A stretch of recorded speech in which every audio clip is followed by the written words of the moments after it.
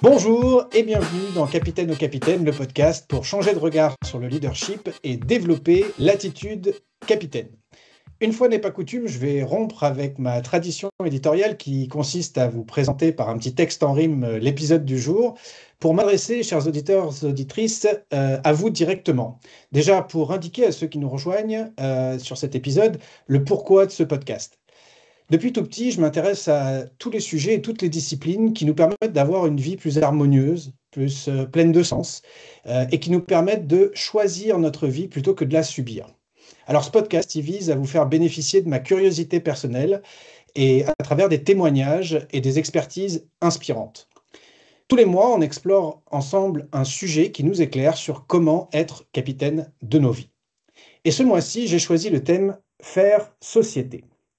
On constate que nos sociétés modernes ont fait la part belle à l'individualisme, que les innovations technologiques ont largement dégradé le lien entre les individus, que les sentiments d'isolement, de solitude, d'impuissance n'ont jamais été aussi présents. L'adhésion religieuse se délite, les visions et les cultures d'entreprise sont insipides et les salariés peinent à s'y reconnaître. On semble avoir perdu la notion de temps long, embourbé dans une actualité aussi bouillonnante que stressante, et la cohésion sociale est au plus bas et l'heure est plutôt au clivage idéologique qu'au véritable débat démocratique. Tous ces symptômes amènent à une crise de sens, une perte de repères généralisés qui marque peut-être la fin d'un cycle civilisationnel. À l'abri de ce phénomène qui touche nos sociétés modernes, il existe des modèles dont on peut s'inspirer pour développer des relations plus saines, pour renouer avec un sentiment d'appartenance, de reliance, de coopération, que ce soit dans nos vies personnelles ou professionnelles. Alors pour découvrir ces modèles, je n'ai pas un, mais deux invités. Ma première invitée, c'est Frederica Van Ingen. Elle est journaliste, auteure et passeuse, elle nous dira ce que ça veut dire. Et Frederica explore depuis les années 90 les peuples racines et leurs coutumes. Elle va nous raconter comment chacun d'entre nous peut s'inspirer de ces peuples autochtones, de leurs croyances, de leurs savoirs. Parce que dans son dernier ouvrage, Et si la Terre nous parlait, elle dégage 8 principes de vie que nous pouvons toutes et tous nous approprier.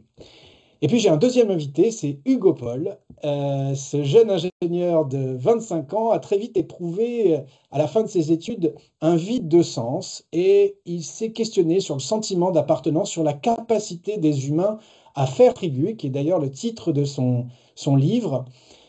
Hugo, il s'est immergé pendant plus d'un an dans cette communauté très hétérogène pour comprendre les ingrédients d'un collectif qui fonctionne. Et il va nous faire part de ses apprentissages, de ce qu'il a intégré dans sa vie pour lui donner plus de sens. Bonjour Frédérica, bonjour Hugo. Baptiste. Bienvenue, bienvenue à tous les deux. Donc deux invités dans Capitaine au Capitaine, c'est une première.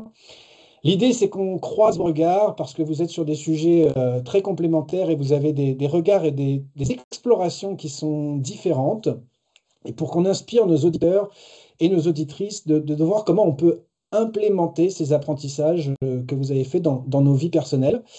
Je vous ai présenté assez furtivement en introduction, mais j'aime toujours que les invités nous disent un mot à propos d'eux-mêmes. La question que j'ai envie de vous poser, peut-être au-delà de votre parcours, etc., mais c'est peut-être quel est, pour toi, par exemple, Frédérica, en quelques phrases, quel est ton cheminement et le fil rouge de ton exploration? Alors, c'est simple, c'est le vivant, depuis le tout début. Je pense que c'est un peu le cas de nous tous, mais moi, j'ai eu la chance d'être en lien avec un vivant sauvage quand j'étais enfant. Et puis ensuite, d'aller vivre dans une grande ville et de me retrouver coupée de ça et de retrouver ça à travers mes explorations de journaliste. Au départ, que ce soit dans l'écologie, dans la médecine, puisque je me suis intéressée à la médecine, puis à la psychologie, parce que le vivant, il est d'abord à l'intérieur de nous. Et enfin, j'ai trouvé ça réuni dans des visions du monde, dans des sagesses qui étaient celles des peuples racines. Et au fil du temps, voilà, je me suis dit, tiens, mon job, c'est ça, c'est de mettre ensemble ces visions-là pour nous ramener, nous, à cette dimension vivante qu'on a oubliée. Voilà, c'est pour faire un fil simple et résumé. Très bien, c'est très clair. Ouais, j'ai nommé ton dernier ouvrage, mais j'en ai d'autres sur ma to-read list. Il y a Ce que les peuples racines ont à nous dire, qui est très sur la guérison, d'après ce que j'ai pu entrevoir. Donc voilà, il intéresse ma compagne particulièrement, celui-là. Donc c'est peut-être elle qui va le lire avant moi, qui me fera une fiche de lecture. Mais en tout cas, c'est ton cinquième ouvrage, je crois, hein, si je dis pas de Là, bêtises. c'est le quatrième. Alors, j'en ai fait Quatrième. Bon, j'anticipe un peu, j'anticipe un toute peu. cette thématique-là, c'est sorti le quatrième. Et oui, effectivement, ce que les peuples racines ont à nous dire, c'était une vision de c'est quoi la santé de l'homme, et ça montre dans ces visions du monde des peuples racines qu'on ne peut pas la séparer de la santé du monde. Et donc, c'était effectivement comment les deux s'articulent. Et en fait, finalement, on peut voir que entre l'écologie, la santé, etc., il n'y a pas de séparation dans ces visions-là. Et je pense qu'on a vraiment tout intérêt aujourd'hui à revenir à quelque chose de cet ordre-là aussi. Donc, toutes ces explorations, ça m'a amené évidemment à expérimenter pas mal de choses. Et puis, petit à petit, à devenir, tu évoquais le mot passeuse tout à l'heure, ouais, j'ai fini par l'adopter parce que j'ai au début commencé ce chemin en racontant le parcours de personnes que j'appelais des passeurs et des passeuses qui étaient en lien avec ces peuples. Et moi, à la rencontre, enfin, à la convergence de toutes ces personnes-là, je me suis rendu compte que j'avais une vision un peu globale qui faisait de moi aussi une passeuse. Donc maintenant, je transmets ça aussi de diverses façons. Bon, bah, tu nous diras ça et puis on peut en savoir plus sur ton site aussi, fredericavanningen.fr, pour les personnes que ça intéresse. Hugo, je te donne la parole aussi, un autre parcours, mais une exploration un peu parallèle en tout cas sur ces sujets-là. Qu'est-ce qui t'a amené à écrire ce livre, Faire tribu? Ouais, tout d'abord, merci pour l'invitation. Je suis très heureux d'avoir cet échange. Et pour vous parler de ce fil rouge de cette jeunesse d'exploration, donc, comme tu l'as dit, moi j'ai 26 ans aujourd'hui. Et en fait, je pense que le début de cette exploration, elle date de mes 18 ans. Où, en fait, quand j'arrive en école d'ingénieur, je pense comme toute une partie de ma génération, mais aussi de toutes les générations, j'ai un premier déclic, une première crise qui est la crise environnementale. En fait, je me rends compte que, au travers de différents rapports qui sont sortis notamment par le GIEC, que bah, en fait, la vie que je vais avoir sur cette terre et peut-être même la vie de mes enfants et de mes arrière-enfants, etc. Enfin, bref, la vie qui arrive, et ben, en fait, elle va avoir à faire face à énormément de crises, la montée des eaux, la perte de biodiversité, le dérèglement climatique. Et face à tout ça, moi, j'ai du mal à me projeter. Je me dis, ah, mais en fait, face à toutes ces crises, quelle est ma place, quelle est notre place en tant qu'être humain?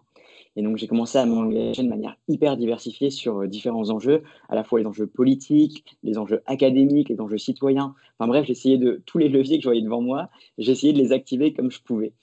Et au bout de 5 années d'engagement, où à côté de ça, je m'épuise aussi à essayer de faire tous ces leviers, il y a une deuxième crise, et c'est peut-être une crise qui touche encore plus ma génération. Et cette crise, tu l'as mentionné en introduction, c'est la crise du nous. En fait, je me rends compte que bah, face à tous ces enjeux, avant tout, je me sens seul, je me sens désarmé, et que cette solitude, elle est partagée par beaucoup de gens. Aujourd'hui, il y a 44% des Français qui se sentent seuls, et pour les jeunes de ma génération, c'est 62%.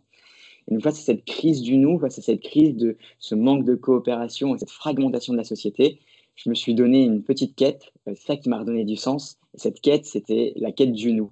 Comment on peut aller réapprendre à faire ensemble, comment on peut réapprendre à faire communauté, à faire tribu. Donc pour ça, je suis allé explorer plein de communautés différentes, des monastères, des peuples racines, des écoles dans la forêt. Et de toutes ces immersions, j'ai voulu essayer d'aller retirer des grands principes pour que nous, dans notre quotidien, qu'on soit dans une entreprise, dans un quartier, dans une famille, eh ben, on puisse s'inspirer de ces communautés pour réintégrer mieux, plus et mieux de collectifs dans notre quotidien. Alors, j'ai vu aussi que ça t'avait amené la parution de ce livre à rencontrer un autre de tes idoles, qui est Pablo Servigne, récemment, et qui t'a contacté en disant, j'ai beaucoup aimé ton livre et viens nous rencontrer. Donc, tout ça pour dire que ce type d'exploration peut nous amener aussi à réaliser des rêves, celle de rencontrer nos idoles. Exactement, oui, c'est parce que ce qu'on disait en introduction, c'est que Frédérica, c'était l'un des livres qui m'a le plus transformé. Et c'est ce que je disais à Frédérica aussi, c'est que c'est aussi, je pense que c'est ton troisième livre. Ça j'ai d'ailleurs pour. Oui, C'est le premier? Ah, C'est le premier. premier? Ah bon, bah, c'est le premier. Et que ce livre-là, c'était le livre que j'avais le plus offert autour de moi. Et donc là, de réaliser cette discussion ensemble, c'est pour moi un beau clin d'œil. Super. T'as conscience, Frédérica, aussi de l'impact différent selon les générations, cette crise du nous, cet isolement, ce sentiment d'impuissance, j'ai l'impression qu'il concerne effectivement tout le monde, toutes les tranches d'âge, mais il n'a pas forcément le même impact selon l'âge que l'on a. C'est ce que tu vois aussi, toi, Frédérica, à travers tes explorations et les retours que tu peux avoir? Oui, alors c'est clair que bah, pour moi, c'est une crise de lien et c'est une crise de sens, hein, c'est le terme que tu utilisais aussi à un moment. Pour moi, c'est effectivement, je pense que dans la génération, alors je suis d'une génération avant toi, Hugo, et dans ces générations-là, pour nous, ça a été la crise de sens à un moment qui est arrivé vers le milieu de vie. Il y a ce truc où d'un seul coup, on se dit, ouais, alors, so what, j'ai tout bien fait, j'ai coché toutes les cases et maintenant, quoi.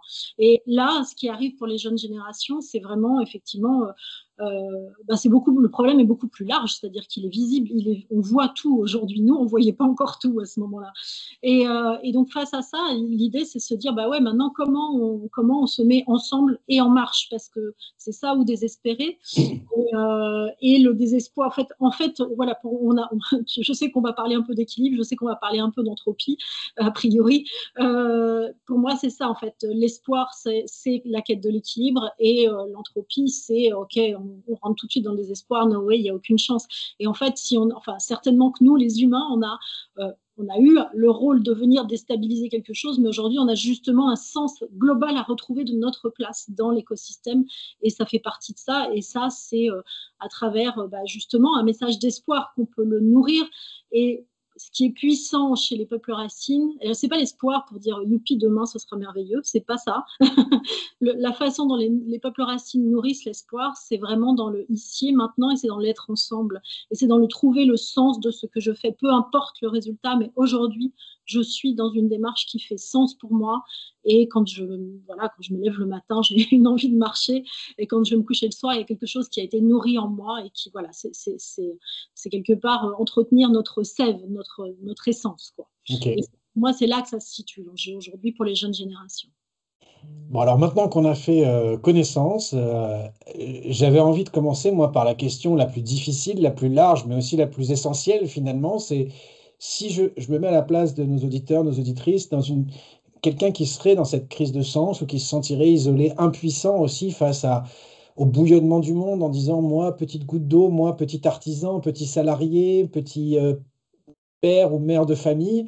Quand on ressent ça de vos apprentissages, quels sont les premiers bons réflexes, ou en tout cas, bien sûr, il n'y a pas de formule magique, de recette miracle, mais si un ami vient vous voir de votre cercle personnel, qu'est-ce que vous lui conseillez peut-être de faire concrètement pour retendre vers le nous, pour retendre vers le sens? C'est quoi les premiers bons réflexes de survie, j'allais dire presque? Hugo, tu veux commencer? Ouais, merci pour cette question parce que je pense qu'elle touche énormément de personnes et moi, elle m'a touché. Et pour y répondre, j'aimerais peut-être réutiliser une citation que m'avait partagée un des moines chez qui je suis allé vivre pendant un peu plus d'un mois. Euh, Les C'était moines le de père la abbé de communauté l'abbaye de Lérins, de l'Érins, de voilà, l'abbaye de exactement. Lérins, qui est une petite île en face de Cannes, sur laquelle des moines vivent depuis le IVe siècle. Aujourd'hui, ils sont une vingtaine de moines. Et lorsqu'on parlait de cette quête de sens, lui, il m'a dit, avec toute la poésie dont il est père, il m'a dit, Hugo, tu sais, la quête de sens, c'est une quête personnelle qui ne peut se réaliser seule. Et en fait, je pense que c'est ça, c'est un peu cette antinomie de, en fait, la quête de sens, elle est en nous, il n'y a personne qui peut le faire chemin à notre place.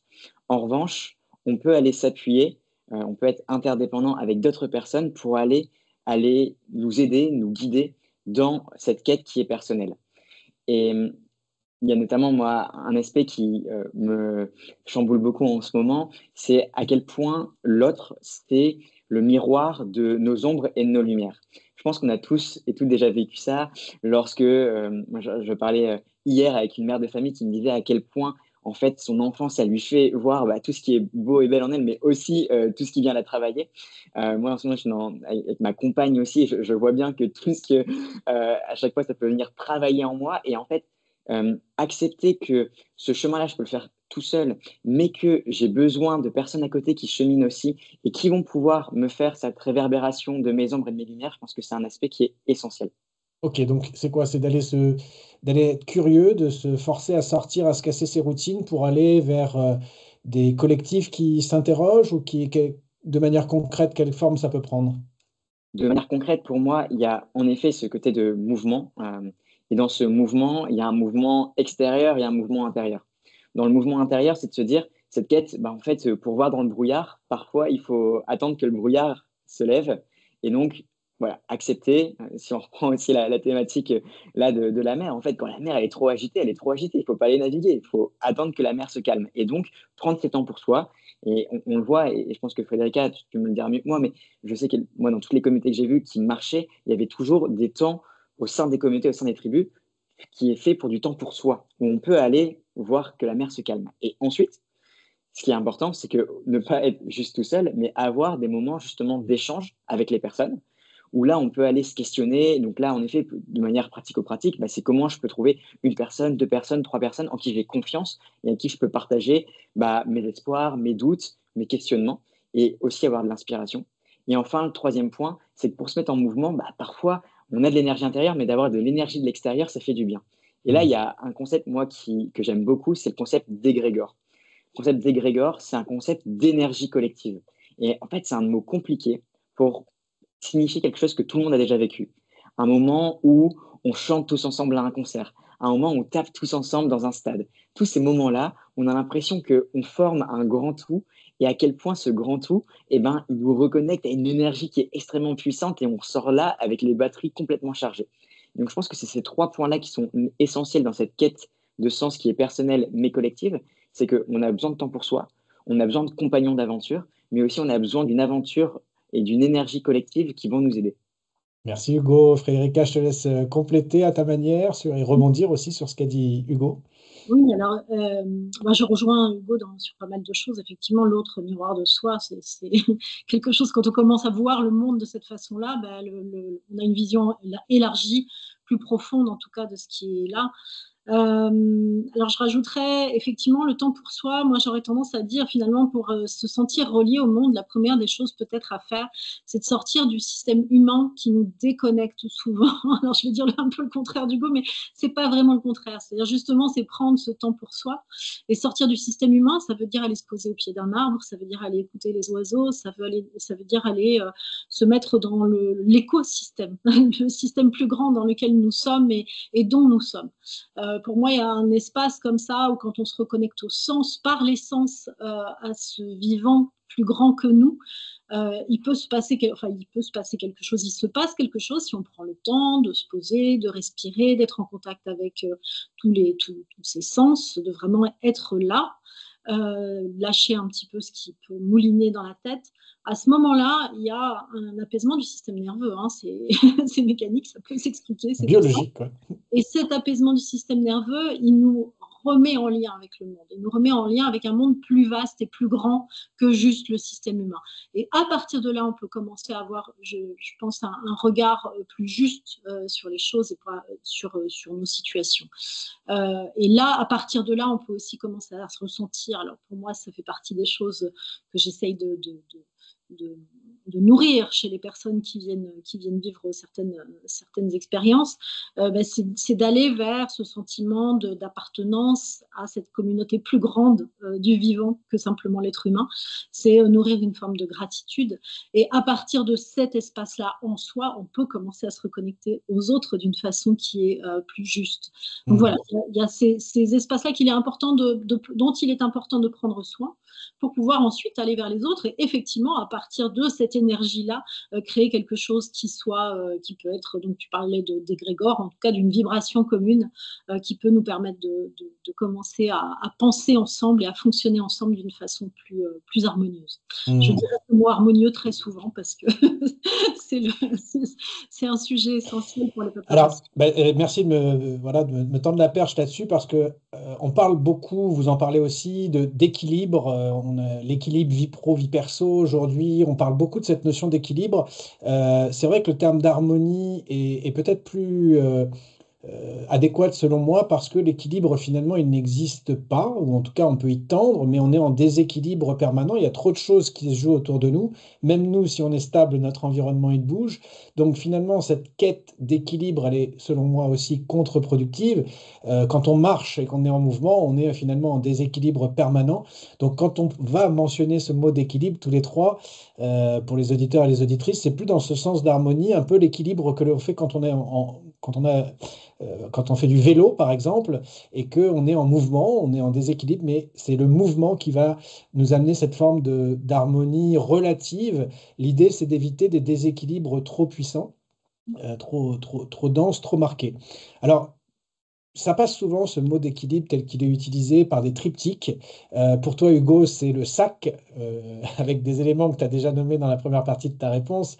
Le soi, euh, les autres et le collectif. Donc, moi, j'ai emprunté à mon collègue Daniel Epling le modèle ego, alter, eco, mais qui veut dire finalement la même chose. L'ego, c'est de partir de soi, de ses envies. Si je reprends mon image du capitaine, le capitaine, il se souhaite un cap, ou en tout cas, il a une direction vers laquelle il souhaite évoluer. Donc, c'est la notion de sens personnel.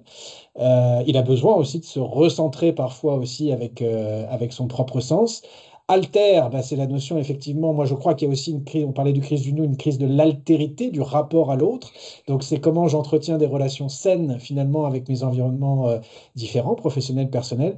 Et puis l'éco, comme tu le disais Frédérica, l'éco, ça peut être la nature au sens écologique du terme, c'est-à-dire l'environnement au sens milieu naturel. Ça peut être mon environnement de vie aussi. Parfois, il y a une dissonance entre qui je souhaite être, qui j'ai autour de moi et où je vis.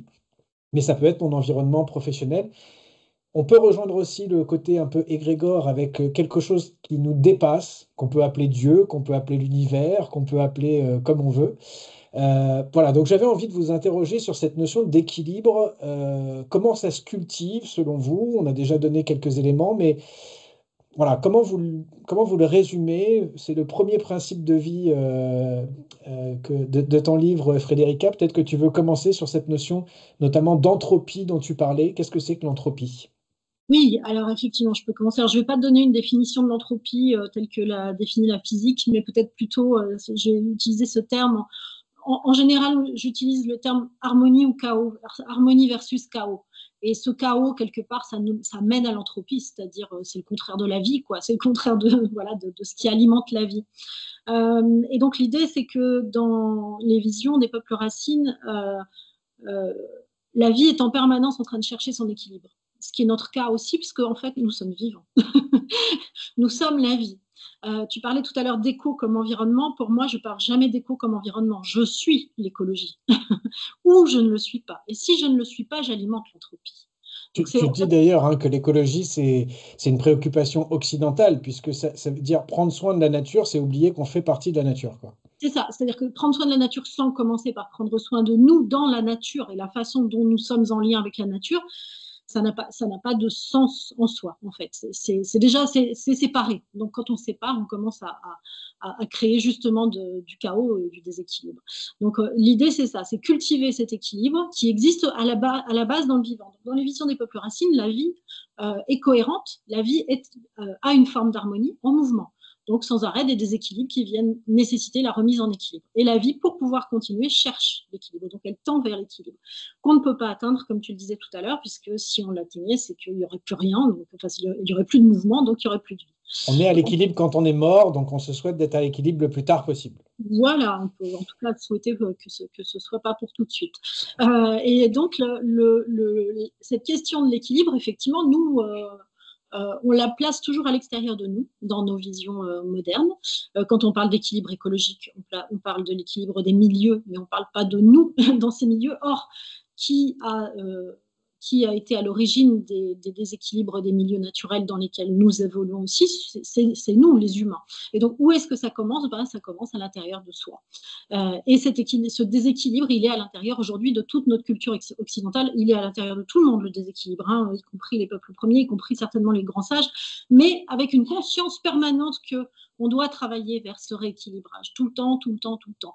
Donc tous les moments qui vont être des moments, on en parlera tout à l'heure peut-être de rituels, de cérémonies, de choses comme ça, c'est des temps qui sont là pour ramener de l'équilibre en soi pour pouvoir continuer à alimenter un mouvement dans le sens de l'équilibre. Donc c'est pas égoïste, c'est loin d'être égoïste. Ça ne peut pas être une affaire personnelle en fait dans ces visions-là. Nous on pense bon, je vais pas bien, je vais voir un psy, c'est mon problème. Non, ça n'est jamais le problème d'une personne isolée. C'est un problème collectif. Et quelqu'un qui prend soin de lui prend soin du collectif quelque part. Et aujourd'hui, bah, effectivement, on est arrivé dans des systèmes où on voit que le prendre soin de soi n'est pas, enfin, il n'y a pas de place pour ça, il n'y a pas de place qui a été préservée pour ça, et c'est séparé, c'est isolé, comme on vit de façon individualiste, chacun s'occupe de son petit bout de terrain. Or, mon petit bout de terrain a un rôle dans l'écosystème. En plus, pour aller jusqu'au bout de cette vision d'équilibre, dans les visions des peuples racines, il y a une idée il y a une vision fractale de la vie. C'est-à-dire que ce qui se passe à un petit niveau se passe à tous les niveaux. Donc plus on va travailler effectivement cet équilibre en soi-même, plus ça va permettre que cet équilibre puisse se retrouver. Donc il y a plein d'images pour ça, hein. Il y a le vol du papillon qui crée un ouragan, etc. Enfin, il y a eu plein d'images dans ce sens-là, mais c'est vrai que moi, ça, je l'ai retrouvé dans plusieurs de ces visions, où, alors c'est pas dit de cette façon-là, mais cette idée de fractal, l'idée c'est de la cultiver dans son quotidien. C'est-à-dire que se dire que dans mon quotidien, j'ai tous les éléments de l'univers et j'essaye de les mettre en ordre. Et en commençant par quelque chose qui est très simple, qu'on retrouve dans toutes les traditions, ce sont les éléments justement. L'air, l'eau, la terre, le feu. Si déjà tous ces éléments-là, je les mets en ordre en moi-même, donc, alors il y a deux visions aussi. Pour les peuples racines, il y a la matière et l'énergie. Alors le visible et l'invisible, disons. Donc, le visible n'est que le reflet de l'invisible. Donc, c'est parce qu'en moi, par exemple, à un moment, je vais avoir trop de feu, qu'il va se passer plein de choses autour de moi qui vont faire que... c'est un exemple. Aujourd'hui, c'est ce que le diagnostic des peuples racines, quand ils voient nos cultures et nos façons de faire et nos technologies et notre civilisation, c'est qu'il y a trop de feu et qu'on ne sait pas prendre soin du feu. Et qu'aujourd'hui, ça nous revient, enfin, c'est ce qui se passe avec le réchauffement climatique, c'est ce qui se passe avec les maladies inflammatoires, c'est ce qui se passe à tous les niveaux de nos cultures qui jouent avec le feu, mais qui ne savent pas en prendre soin. Donc, il y a cette vision-là, c'est de dire, je prends tout ça, je prends soin de tout ça en moi-même, et je commence par ces façons de faire-là, qui sont toutes simples.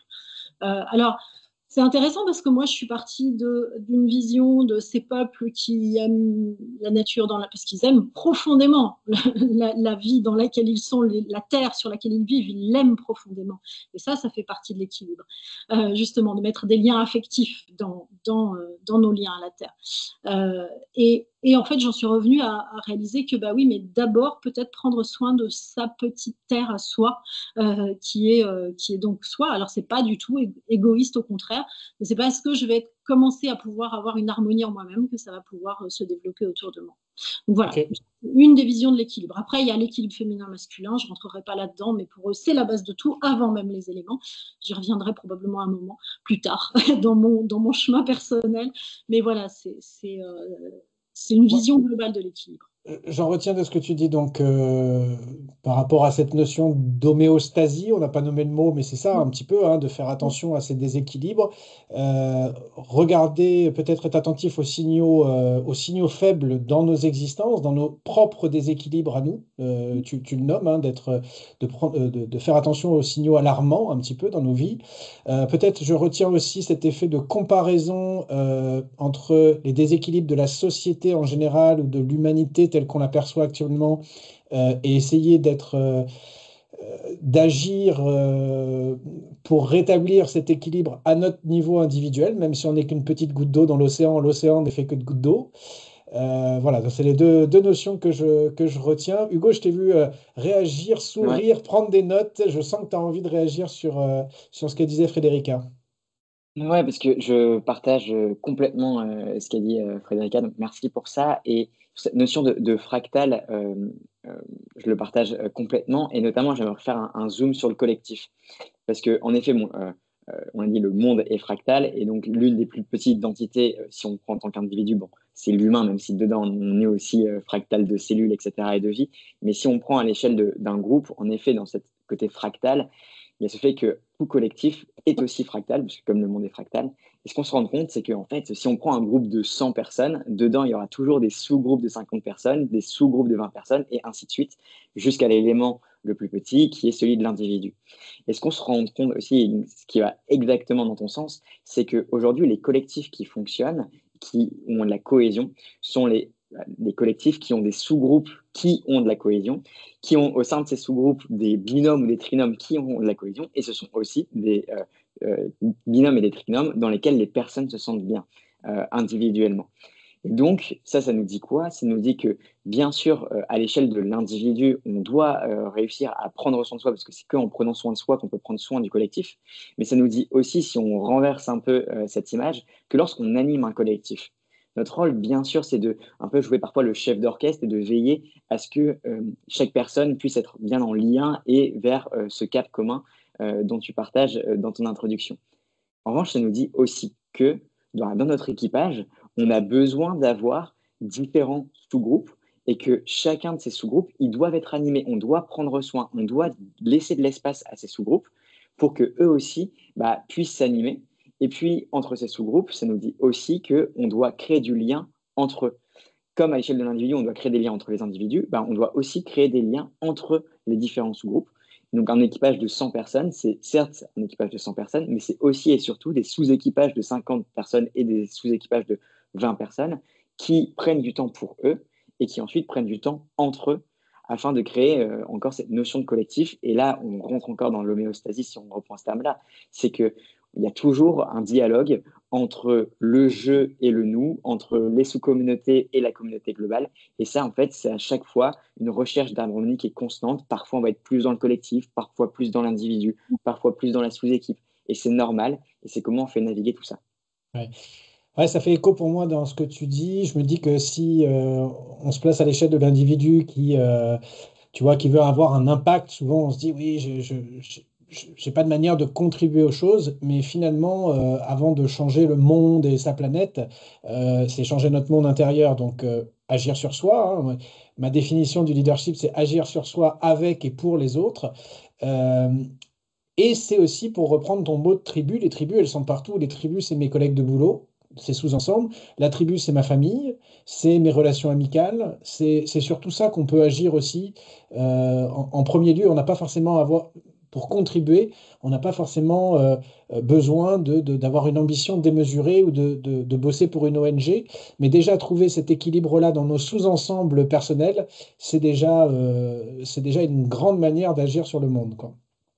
Et Je voudrais... j'aimerais peut-être Ouais, rajouter, vas-y, vas-y. pour être un peu même provocateur sur ça, je pense que c'est le meilleur impact qu'on peut avoir. Et les études scientifiques le montrent. En fait, aujourd'hui, si on veut essayer de transformer les choses, bien sûr, il y a besoin de politique, bien sûr, il y a besoin de structure, etc. Mais on voit que dans le changement des comportements des personnes, on ne change pas de comportement parce qu'on nous dit de le faire, on change de comportement parce que les personnes qui sont autour de nous changent. Et ça, il y a une étude qui est assez phénoménale pour ça et qui est assez sympa à partager, qui vous montrer l'importance des communautés. C'est en Californie, ils ont essayé de regarder qu'est-ce qui ferait baisser au sein des quartiers la consommation d'énergie.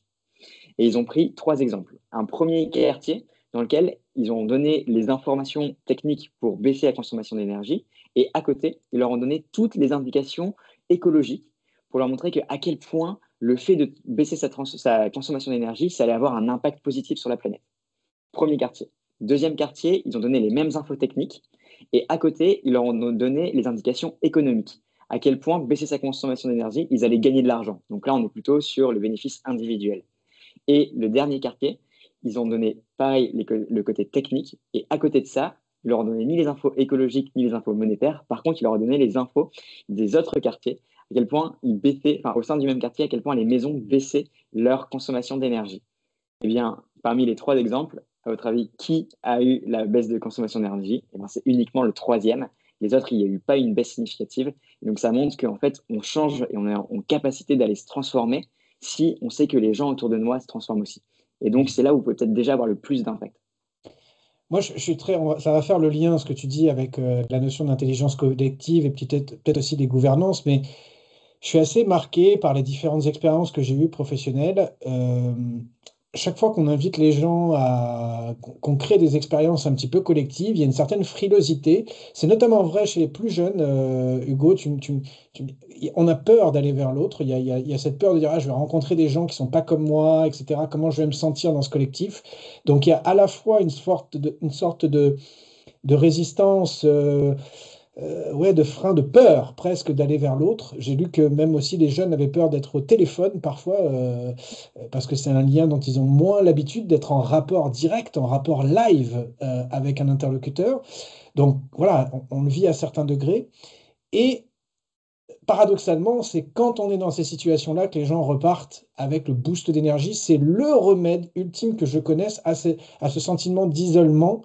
Il y a un vrai effet waouh quand c'est bien cultivé, quand on se rend compte finalement qu'on est 8 milliards presque à se sentir isolé. C'est ça qui est assez fou, quoi. Donc je voulais vous relancer sur ce thème des gouvernances. J'ai aussi une curiosité personnelle sur le terme d'autorité, puisque c'est un mot qui fait peur, on le confond souvent avec autoritarisme au vu de l'actualité. Et voilà, ce côté un petit peu plus structurel. Quelles sont peut-être les communautés, les expériences que vous avez vécues dont on pourrait s'inspirer pour que nous, dans nos sous-ensembles respectifs, on puisse fonctionner mieux collectivement? Frédérica, tu veux commencer? Mhm. Oui, alors sur ce terme d'autorité, déjà, effectivement, c'est intéressant de le séparer de l'autoritarisme.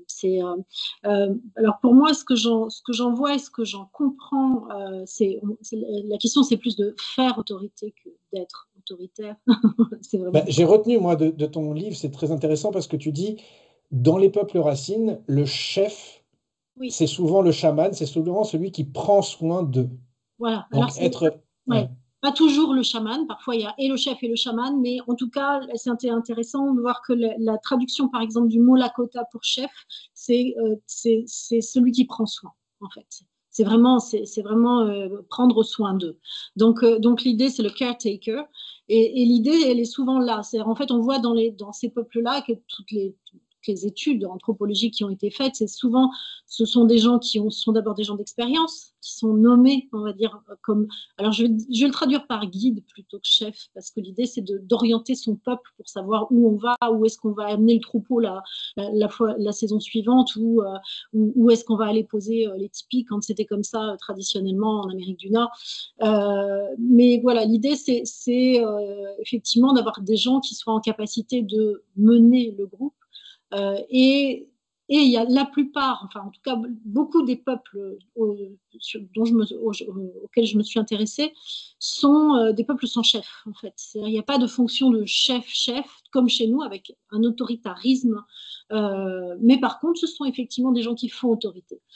Chez les Maasai, par exemple, ce sont des anciens parce que quand on est Maasai, devenir ancien, c'est forcément devenir sage parce que il y a eu alors traditionnellement, maintenant de plus en plus, quand ça se mélange avec nos modes de vie, il y a des choses qui se perdent un petit peu, mais en tout cas, quand on vieillit, on a une expérience de vie derrière soi qui fait qu'on est plus en capacité de mener les autres. Et puis, naturellement, les gens qui sont en capacité de faire ça vont être reconnus par le peuple. Alors, on est sur des petits groupes, évidemment, et c'est là où c'est intéressant, effectivement, les tribus, parce que on connaît les gens, on peut pas on peut pas cacher des choses, on peut pas être juste pendant une demi-heure à la télé et faire un discours et puis derrière faire des choses complètement différentes. Voilà, il y a une forme d'authenticité qui est présente dans le petit groupe, il y a peut-être un peu plus de dissimulation dans des états, on va dire. Mais voilà, il y a cette vision-là, c'est qu'effectivement, pour atteindre ces places-là, il y a l'expérience. Et donc, il y a effectivement les chamans qui vont être. Alors, chaman, il y a plein de noms, il y a plein de fonctions, il y a plein de sortes de chamans. Chaque culture, c'est forcément très différent. Mais parfois, ils vont être les conseillers de celui qui guide, justement, voilà, parce qu'ils vont être le porte-parole du plus qu'humain. Ce que j'appelle le plus qu'humain, c'est et la nature et l'invisible. Voilà, donc ils vont avoir une vision globale que les autres n'ont pas, et ils vont amener cette vision-là que celui qui guide va pouvoir appliquer. Parfois, ce sont les chamans eux-mêmes, les mamouches, par exemple chez les Kodis en Colombie. Généralement, il y a 2-3 mamous et ils vont toujours ils vont se concerter entre eux pour pouvoir. Alors, ils vont avoir chacun un rôle. Hein. Il y en a un qui va faire l'ordre du jour, l'autre qui va s'occuper de recueillir les expériences, etc. Enfin, il y a vraiment des protocoles de fonctionnement collectif et il n'y a jamais un grand chef qui dit élisez-moi, je suis plus fort et voilà et suivez-moi tous.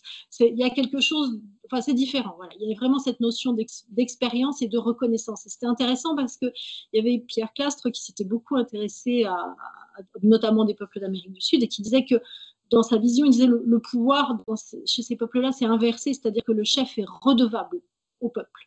Et non pas, voilà, il doit être quelque part, il doit faire en sorte que la vie continue. Et comme ils sont en général quand même confrontés, ils étaient ou sont encore, quand ils peuvent vivre dans des conditions qui ressemblent encore à celles des générations précédentes, ils ont quand même des problématiques de vie, voire de survie. Et donc avec ça, il vaut mieux avoir une sacrée expérience pour pouvoir guider son peuple. Donc c'est intéressant de regarder ça parce que en fait c'est ce que devrait être le pouvoir. Le terme de pouvoir qu'on utilise chez nous, c'est le pouvoir sur l'extérieur, et dans les visions des peuples racines, c'est le pouvoir sur soi d'abord. Et c'est parce que je vais avoir pu cultiver mon pouvoir, c'est-à-dire ma capacité, c'est parce que j'aurais pu vraiment cultiver à fond ma capacité que je vais être en mesure de pouvoir d'exercer, donc exercer que ce soit le fait de guider les autres ou exercer mon talent de guérisseur ou d'autre chose, ou de musicien ou d'agriculteur ou de spécialiste de telle ou telle espèce. Enfin voilà, donc c'est vraiment, il y a cette histoire que chacun doit déployer son pouvoir. Ça je ne veux pas anticiper sur d'autres éléments que tu voulais aborder, je crois, mais en tout cas, il y a cette idée qu'on a quelque chose à déployer de soi, et ça s'appelle être dans son pouvoir. Et à partir du moment où on est dans son pouvoir, on n'a pas besoin de prendre le pouvoir sur l'autre. Et c'est toute la différence entre... Pour moi, l'autorité naturelle, c'est être dans son pouvoir, point. Voilà. On n'a pas besoin d'aller déborder sur l'autre. J'ai l'impression, je retiens de ce que tu dis aussi, que à travers les peuples que tu cites, que ce soit les Bushmen, les Navajos, les Maasai, etc., on retrouve cette idée de petits sous-ensembles. Tu parlais de ce lien humain. Je connais tout le monde dans la tribu, autour de moi. Donc ça crée une responsabilité qui est différente. Même toi, Hugo, chez les moines de l'Érins, voilà, il y a cette notion de proximité qui fait que on reste à échelle humaine, et j'ai l'impression que la notion d'autorité ou d'intelligence collective, elle est quand même plus facile quand on est dans des sous-ensembles qui sont à taille humaine. Et j'ai l'impression qu'aujourd'hui, et je ne parle pas simplement de la société au sens large, mais même dans les entreprises, voilà, il y a un tel changement, que le paquebot est tellement grand que finalement, ça déshumanise par essence un petit peu notre relation aux autres. Oui, tu veux compléter, Frédérica, et puis Oui, après, je voulais Hugo? juste compléter, parce que je voulais quand même juste préciser un élément, c'est que j'ai pas parlé du plus qu'humain vraiment. C'est-à-dire que dans l'organisation de ces peuples-là, il y en a quand même qui sont très, où il va y avoir beaucoup, où il va y avoir vraiment des chefs qui vont être très dirigistes quelque part. Mais ça, c'est quand l'environnement extérieur l'oblige. C'est-à-dire, par exemple, ceux qui vont vivre sur un petit territoire, sur une île ou ou dans un espace très difficile en fait à vivre. Et là, effectivement, à ce moment-là, quand il y a un vrai besoin, mais c'est tout à fait cohérent, c'est-à-dire quand il y a un vrai besoin que le groupe, parce que nous sommes une espèce sociale au départ, donc quand le groupe a besoin vraiment de faire attention à ses réserves, etc., ben, il y en a un qui va être plus en charge de ça, et là, il commence à y avoir un petit peu plus de hiérarchie. Il faut quand même que je dise ça, parce que sinon, on va me... voilà. Et ça, c'est quand même un élément essentiel. Oui. Ok. Juste avant de te donner la parole aussi, un autre élément qui, moi, me saute aux yeux, c'est que même s'ils sont de plus en plus reliés, ces peuples qu'on dit autochtones ou racines, à notre civilisation moderne, parce que on peut plus échapper aujourd'hui. Voilà, on a un peu envahi tout ça, donc ils sont plus complètement isolés, mais ils sont quand même dans un environnement qui est plus stable que le nôtre. C'est-à-dire que leurs traditions, leurs repères, leur taille, leurs outils du quotidien restent stables. Et c'est vrai que c'est beaucoup plus difficile de faire évoluer ces modes de fonctionnement organisationnels, structurels, de responsabilité, de gouvernance, quand l'environnement change autant qu'il change pour nous aujourd'hui. Oui, Il garde quand même une certaine forme de stabilité. C'est vrai pour les moines de l'Érins aussi, oui. ce côté isolé, quoi. Oui, alors cette stabilité, elle est très. Enfin, on revient aux éléments, hein. La stabilité, c'est la terre, c'est le lien avec la terre. C'est ça qui leur amène leur stabilité. C'est-à-dire que ce sont des cultures qui sont restées en lien avec la terre.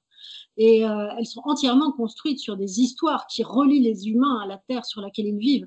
Donc, la stabilité, elle est garantie par la terre. Et ça, pour moi, c'est un des éléments essentiels. C'est-à-dire que dans leur vision, la terre est là pour rassembler les humains.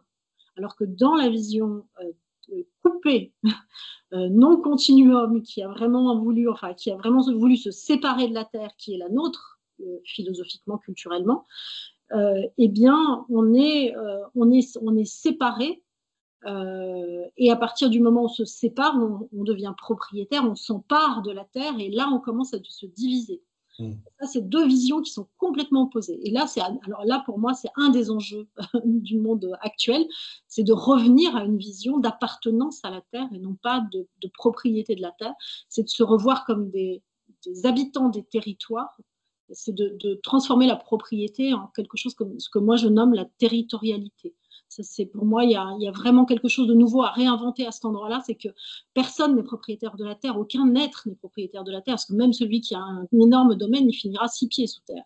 Donc c'est vraiment cette idée de, ok, j'ai un territoire, je suis responsable de mon territoire, voilà, parfois j'ai besoin que ces territoires ils bougent un peu, et ces peuples-là, ils ont des territoires qui bougent, alors que nous, on a une espèce de vision avec des barrières, des frontières, etc. On fait croire des choses qui n'existent pas, on vit dans l'illusion. Voilà. Et Ok. tu Oui. parlais excuse-moi, juste un petit mot, mais tu parlais de la responsabilité tout à l'heure. Et pour moi, la responsabilité, elle naît aussi de ce lien-là, justement, de la connaissance de ce lien-là, et du fait qu'en grandissant, tous les gens de ces peuples-là ont appris une culture qui leur amène naturellement un sens de la responsabilité. On va venir sur la transmission juste après. Okay. Je voulais ta réaction aussi, Hugo, parce que ton immersion 4, c'est un petit paradoxe, mais c'était sur The Arch, donc tu vas nous expliquer ça. Tu as vécu l'intelligence collective sur des sujets écologiques à bord d'un paquebot de luxe. Donc, qu'est-ce que tu as dégagé de cet apprentissage très paradoxal? Ouais, j'ai vu les yeux de Frédérica quand on a parlé de ça. On n'est pas dans l'harmonie totale, hein, quand on parle de ça. Donc, en effet, cette expérience, c'était une expérience assez spéciale, on va dire, où l'objectif, c'était d'aller essayer de transformer les modèles économiques de certaines entreprises qui étaient présentes au travers de leurs dirigeants. Et pour ça, ils ont fait venir sur un paquebot de luxe parce que c'était le meilleur endroit pour le faire, ces dirigeants-là avec des scientifiques, des jeunes engagés et d'autres organisations qui travaillent sur ces sujets écologiques. Et euh, j'ai envie de faire le lien sur cette expérience-là et ce que vient de dire Frédérica sur notre appartenance à la Terre. Parce que, en fait, parler de sujets écologiques sur un paquebot de luxe, ça n'a pas de sens parce que notre cerveau, il ne va pas comprendre ces sujets écologiques de la même manière. Et ça, c'est un phénomène qui est simplement comportemental et qui est la cognition incarnée. C'est un terme un peu compliqué. La cognition incarnée, c'est de se dire que si on évoque les sujets de l'eau, eh bien, on ne va pas les comprendre de la même manière si à côté de nous, on a un robinet qui nous donne de l'eau à volonté ou si on doit aller chercher l'eau dans un puits. Et donc, en fait, ça nous dit quoi? Et peut-être qu'après, on pourra faire le chemin sur la transmission, mais ça nous dit que l'importance dans un collectif, dans une communauté, si on veut faire passer des messages, si on veut incarner une vision du monde, eh ben, c'est avant tout d'avoir un lieu qui incarne cette vision du monde-là. Et donc, en fait, on aurait pu avoir les meilleurs scientifiques, et il y avait des très très bons scientifiques, des responsables du GIEC, etc., qui alertaient des sujets. Il y avait des super facilitateurs, des super personnes qui, sur la pédagogie, ont vraiment tout fait pour amener ces dirigeants d'entreprise à avoir le modèle mental qui va les emmener de bah, ok, je comprends ces enjeux, à comment je peux les mettre vraiment en place dans mon organisation. On peut mettre tous les meilleurs outils, les meilleures personnes, si c'est sur un paquebot, et que en fait le monde sur lequel on est est complètement différent sur le monde vers lequel on veut aller, eh bien, ça ne peut pas fonctionner parce que notre cerveau, il va avoir cette dissonance. Et même pire, au-delà de ne pas comprendre, il va créer en nous un véritable mal-être. Et c'est ce qui se passe chez la plupart des jeunes. Et c'est là, je vais rebondir sur la quête de sens. Aujourd'hui, on parle beaucoup de la quête de sens un peu partout dans toutes les générations, mais chez les jeunes de ma génération, j'irais même au-delà de la quête de sens, c'est une quête d'identité. Parce qu'en fait, on est face à un dilemme. D'un côté, on est bien conscient, en fait, aujourd'hui, presque toutes les générations sont conscients de ces enjeux environnementaux, mais on remarque parmi les études que les jeunes, c'est ceux quand même qui sont le plus anxieux. C'est quand même les jeunes qui sont le plus anxieux sur le sujet. Et d'un côté, il y a cette anxiété par rapport aux enjeux, et d'un autre, on remarque que en fait, les jeunes ne sont pas les plus engagés. C'est faux de dire ça. On regarde les études, ils sont un tout petit peu plus engagés, mais sinon, ils ne sont pas plus engagés que les autres générations. Ce qui change en revanche, c'est que en fait, ils sont plus anxieux et leurs modèles, ils sont pas, enfin, peut-être autant engagés, un tout petit peu plus engagés, mais il n'y a pas une grande différence. Et ce qui fait, en fait, ce manque d'harmonie entre ces deux choses, c'est le fait que, en fait, aujourd'hui, on n'arrive pas à se projeter. En fait, on est anxieux, mais d'un autre côté, on nous prend un monde dans lequel on ne sait pas ce ça va donner. Et du coup, comment réussir à s'engager dans un monde où, dans 30 ans, on nous dit, bon, alors, on ne sait pas trop quel métier vous allez faire, parce que à peu près la moitié des métiers vont se transformer. On ne sait pas trop non plus ce que va donner le climat. Peut-être que là où vous habitez, il va y avoir une montée des eaux, votre vie, elle sera plus habitable. Et donc, en fait, on nous demande de nous engager pour un monde dans lequel on ne sait pas ce que ça va donner. Et là, pour raccrocher du coup à la cognition incarnée, c'est pour réussir à s'engager et donc du coup pour réussir à aller euh, à aller voir un peu plus loin et donc du coup se projeter dans le monde. Pour moi, il y a un élément, c'est le retour à la Terre. Et en fait, on ne peut pas protéger quelque chose qu'on ne connaît pas.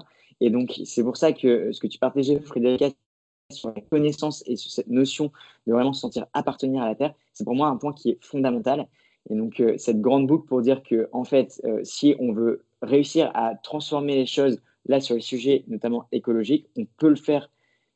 On ne peut pas le faire, pardon, sur un paquebot. On ne peut pas le faire dans une tour de la défense. Il faut qu'on remette les mains dans la terre et que, au moins, on ait des expériences sensibles qui nous permettent de revenir à, en fait, à quoi j'appartiens et donc dans quoi je peux me projeter. Et si j'arrive à me projeter, alors je peux m'engager.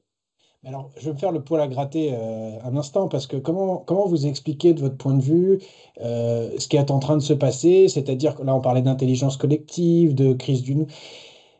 On voit que ce qui se passe aux États-Unis avec Trump, mais ce qui se passe, mais qui fait écho aussi dans nos sociétés européennes, parce que c'est pas que aux États-Unis que ça se passe. Il y a quand même ce culte qui revient, ce culte du chef qui dit, bah, moi j'ai une vision, et puis j'ai l'impression que ça c'est plus rassurant, en tout cas plus mobilisateur et plus fédérateur. Comment on explique ça, presque sociologiquement parlant, qu'il y ait cet engouement pour cette pensée qui semble être de faire plus de ce qu'on fait mal, quoi. Qu'est-ce qui fait que, selon vous, notre société moderne, elle continue d'accélérer dans ce sens-là? Parce qu'on nous a fait croire au Père Noël depuis qu'on est tout petit.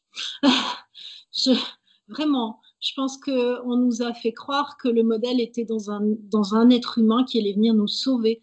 Et on est on est dans des cultures où, en fait, je vais revenir à cette notion de pouvoir dont on parlait tout à l'heure. On ne nous apprend pas à cultiver notre propre pouvoir, on nous apprend à nous y soumettre.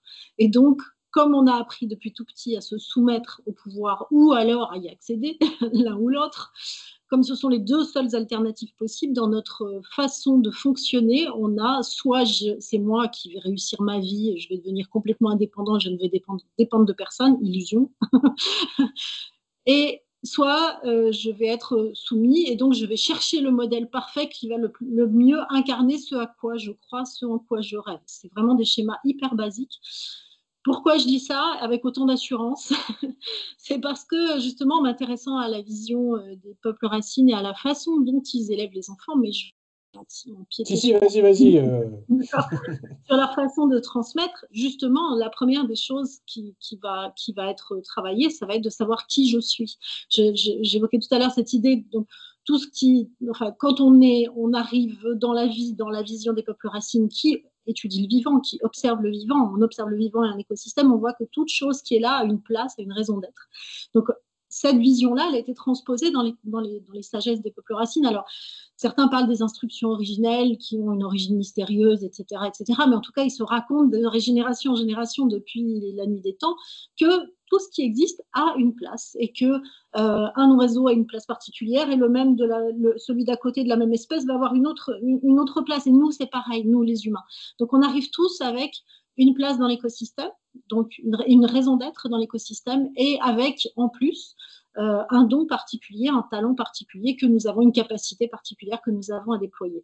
Donc, ils vont accompagner les enfants. L'enfant qui arrive, on va dire, ah tiens, toi, qui es-tu, toi? Et on va l'aider et l'accompagner pour se connaître, et non pas le mettre sur les bancs de l'école pour le remplir d'informations pour correspondre à un système, et donc se soumettre au pouvoir du système. Au contraire, on a totalement confiance, parce qu'ils ont une grande confiance dans la vie, dans le fait qu'il y a cette harmonie et cette intelligence du vivant qui est là. On va donc se dire, tiens, l'enfant qui arrive, on va l'aider à se connaître, parce que ce n'est qu'en se connaissant vraiment qu'il va pouvoir... Comment ils le font? Comment ils le font? Alors, la première chose, c'est que l'adulte va avoir une place légèrement différente par rapport à l'enfant que nous. C'est-à-dire, nous avons une autorité sur nos enfants. Déjà, on vit dans des petites familles avec chacun chez soi, papa, maman, l'enfant, au mieux, dans le meilleur des cas. Et donc, les parents ont autorité sur l'enfant. Donc, déjà, autorité. Chez les peuples racines qui vivent encore, quand ils peuvent vivre encore d'une façon assez traditionnelle, ou quand ils sont dans cet esprit, dans cette culture encore, l'enfant va être plus libre d'aller découvrir le monde. Il va découvrir le monde par ses sens. Il va aller toucher, il va aller faire l'expérience du monde, il va voir ce qui est agréable, désagréable, il va se rendre compte qu'il y a des limites qui sont posées par la vie et non pas par papa-maman. Papa-maman, ils sont là pour accompagner, pour aimer l'enfant, pour l'accompagner dans cette découverte. Et il y a toute une tribu autour qui est là pour accompagner l'enfant dans la découverte. Et donc, au lieu que les adultes soient des frustrateurs, que arrivé à l'adolescence, on va rejeter, on va détester, et encore plus aujourd'hui parce que les adultes, c'est quand même eux qui ont pourri la planète. Au lieu d'être dans cette logique-là, ils vont arriver, à chaque fois, ils vont être dans un sens de responsabilité de plus en plus développé. C'est-à-dire, en grandissant, ils vont commencer à participer, ils vont découvrir leur talent tout en participant au collectif. Donc, il y a tous ces éléments-là où jamais la responsabilité n'est cherchée à l'extérieur. Après, bien sûr, il y a du respect des anciens, il y a ceux qui savent, il y a ceux qui vont guider, etc. Mais il n'y a pas cette chose où l'adulte est à la base quelqu'un contre lequel on va se friter, en fait. Hein. Et donc ça va permettre petit à petit d'investir quelque part son propre talent, son propre don, son propre savoir, et on ne va pas avoir besoin d'aller chercher un modèle. Bien sûr, les autres vont être des modèles, mais ils vont être des modèles inspirants, pas des modèles auxquels on va vouloir se soumettre, en fait. Donc tu as déjà nommé le mot continuum dans ton discours, et tu cites beaucoup Jean Lidloff. Donc il y a un livre qui a beaucoup marqué ma chérie qui s'appelle Le concept du continuum que voilà. Si je retiens un petit peu, c'est de dire que d'agir dans la transmission de la continuité de la vie, de se rappeler par exemple que quand le bébé passe du ventre de la maman à l'extérieur, il est dans le même état que 10 minutes auparavant, que c'est une continuité, et que c'est plutôt de l'enfant qui s'intègre à la vie plutôt que de fonctionner par étapes. En fait, ce que je racontais là sur l'éducation de l'enfant, ça commence dès la naissance. C'est-à-dire, effectivement, au lieu de couper l'enfant direct et il va rester contre le corps de sa mère, etc., il y a eu tout un mouvement qui est né de ce concept du continuum de Jean Lidloff. Et effectivement, c'est l'idée de se dire, au lieu de nous apprendre que la vie est difficulté, forcément, mais au lieu de nous apprendre en permanence qu'on est coupé de ceci, coupé de cela, etc., on va cultiver le continuum. Et ça, tous les peuples racines le font de multiples façons, symboliques, réelles, etc., pour faire en sorte que jamais on ne soit coupé de la mer d'abord. On va progressivement s'éloigner d'elle, et quand on sera assez grand pour s'en éloigner, eh bien là, on pourra quitter la mer pour être enfant de la terre-mère. Voilà, il y a vraiment cette idée-là qui est importante. Hugo, je ne veux pas te frustrer ou te limiter trop dans ta réponse sur cette thématique de la transmission. Ce qui m'a marqué, moi, dans ton livre, c'est ton expérience chez les Samis, je ne sais pas si je prononce bien, qui était là pour... c'est Hélène, non? J'ai oublié. Oui, C'est ça, C'est ça, Hélène. Qui t'a introduit finalement dans cette communauté. Je fais un peu de teasing, mais ça s'est pas très très bien fini finalement, cette expérience-là. Tu as fait une maladresse. Mais en tout cas, tu as été marqué par cette fierté d'appartenance, puisqu'on parlait d'appartenance, à travers un autre type de transmission qui n'était pas forcément la transmission vers les enfants, mais la transmission vers l'extérieur, c'est-à-dire de revendiquer finalement une identité, une existence qui n'est pas juste une identité individuelle, personnelle, mais culturelle, de dire j'ai envie de faire et de transmettre un savoir-être, un savoir-faire, un savoir-être, un savoir-vivre de ma communauté. Et c'est comme ça que c'est ma manière d'être passeur finalement de l'histoire. Dans cette notion de transmission, il y a tout cet aspect de valeur et voilà, de transmission au long cours, hein, c'est ça? Ouais, pour remettre un peu de contexte, les Samis, c'est l'un des derniers peuples premiers d'Europe, donc ils vivent au nord de la Norvège, Suède et Finlande. Un territoire qu'on appelle la Sapmi. Nous, généralement, en Occident, on l'appelle la Laponie. Mais là, j'aimerais faire une petite parenthèse, et je pense que Frédérica, tu me l'accordes, c'est celle-là. En fait, la Laponie, c'est un terme extrêmement raciste parce que ça vient du terme lapon qui a été utilisé par les Scandinaves pour désigner les Samis. Et en fait, le terme lapon, ça veut dire petite guenille, vieille chaussette. Donc en fait, c'est un terme extrêmement Pas très raciste. Donc sympa. si mon petit combat personnel, et c'est pour ça que dans le livre, il n'y a pas le mot Laponie, mais le mot Sapmi, je pense qu'on peut leur devoir d'utiliser un terme là. Eux, ils sont là depuis plus de 12 000 ans. Les Scandinaves, ils ont fait leur société largement après. Donc, je pense qu'on peut leur devoir ça et donc d'appeler ce territoire la Sapmi. Et donc, chez les Samis, en effet, j'ai eu la chance de vivre d'abord avec des artistes, puis ensuite avec une famille d'éleveurs de rennes, donc qui est la famille d'Hélène, dans laquelle j'étais un peu leur homme à tout faire. Et à un moment, sans spoiler le livre, l'une de mes charges, c'était de m'occuper des enfants. Et il y a un des enfants qui a à peu près 1 an et demi qui prend un large couteau et qui le prend avec une. Moi, avec tous mes réflexes d'occidentaux, je vois ce couteau-là et donc je fonce sur ce jeune enfant pour lui dire non, mais enlève ce couteau de ta main. Et en fait, à ce moment-là, la mère Hélène me voit. Et elle le prend mal à 2 raisons. La première, c'est que en fait, elle pense que je lui indique ma manière de faire occidentale en tant que Sami, sachant que c'est un peuple qui reçoit encore aujourd'hui beaucoup de racisme, et donc du coup c'est comme si je lui imposais la manière de faire. Mais surtout, c'est que pour elle, c'était pas sa vision de l'éducation. Sa vision de l'éducation, c'était en fait, si il n'utilise jamais le couteau, il pourra jamais savoir comment l'utiliser. Donc il faut bien un moment qu'il l'utilise.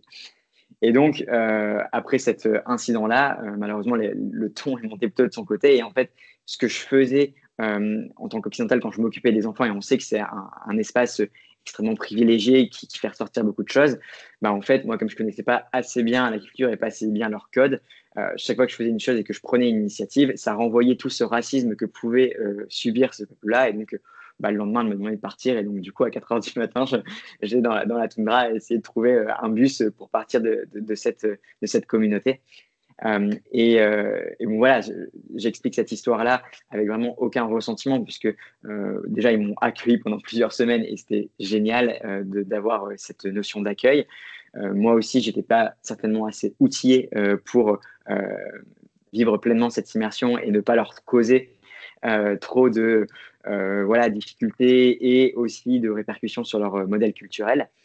Euh, et si je raconte tout ça, c'est pour en venir à un point qui est essentiel, et c'est donc déjà accepter que on a des cultures différentes, on a des communautés différentes, et que toute personne ne peut pas rentrer dans toute communauté. Ça aussi, je pense que quand on rentre dans une... Là, je pense aux auditeurs et aux auditrices, parce que là, les SAMI, c'est peut-être éloigné pour vous, mais en fait, vous avez aussi dans des entreprises, dans des quartiers, dans des groupes de proches, en fait, bah, des fois, juste, c'est pas la bonne culture, c'est pas celle qui vous convient. Le collectif peut vous apporter, ou vous pouvez peu apporter au collectif. Et donc, en fait, c'est bien d'essayer, mais si ça ne fonctionne pas, ça ne fonctionne pas, et c'est pas grave, il y a plein d'autres collectifs. Donc ça, c'est vraiment un point sur lequel j'essaie de vraiment mettre l'accent dessus, c'est que lorsqu'on doit trouver sa tribu, c'est important d'expérimenter ces différentes tribus, et puis ensuite de voir nous, à quel point ça peut résonner en nous, et si ça ne résonne pas, bah, de tester différentes tribus. Donc ça, c'est le premier point. Et le deuxième point que j'aimerais mentionner sur les Samis et qui m'a, moi, particulièrement marqué et qui va raccrocher avec cette quête de sens. Alors moi, je parlais avec Marie-Hélène, qui, elle, est une artiste sami et qui me partageait le fait que, en fait, depuis des générations, enfin depuis 2 générations, elle était coupée de la culture sami. En fait, son grand-père, c'est quand même une histoire dont on parle peu et pourtant c'est à quelques kilomètres de la France. Il y a eu une vraie, et encore aujourd'hui, des vraies politiques d'assimilation de ce peuple-là. Et donc, il y a encore 2 générations, il y avait des écoles pour Sami dans lesquelles on les formait à devenir des bons Suédois. Vous imaginez tout ce qu'il peut y avoir derrière ça. Et donc, en fait, son grand-père, à cette Marie-Hélène, eh ben, il a eu honte d'être Sami. Et donc, même s'il parlait Sami, il n'a pas transmis la langue à son enfant, donc au père de Marie-Hélène. Et en fait, aujourd'hui, mais depuis quelques années, il y a un certain mouvement chez les Samis de voilà, défense de leurs droits et de réappropriation aussi de cette génération qui a eu en fait une génération vraiment un peu d'oubli de la culture Sami. Et là, ils essayent de se reconnecter à ça par plein de liens, notamment politiques, mais aussi artistiques. Et moi, ce qui m'a beaucoup plu dans ce cheminement identitaire qu'a eu Marie-Hélène, c'est qu'elle m'a dit, en fait, pendant des années, je n'étais pas moi. Je savais pas, mais il me manquait un truc. Et en fait, j'avais beau essayer plein de métiers différents. Donc, elle a été élevée à Stockholm, donc la capitale de la Suède. Elle me disait, mais j'ai essayé le métier de prof, j'ai essayé le métier d'avocat. Et en fait, il n'y a rien qui me plaisait. Et en fait, je ne me sens moi que depuis que j'ai accepté ma culture Sami. Donc, en fait, aujourd'hui, notamment à travers de ses cousins, elle a reconnecté avec cette culture-là. Et elle est devenue artiste, donc elle refait du Jyotji. Donc le Jyotji, c'est l'artisanat sami.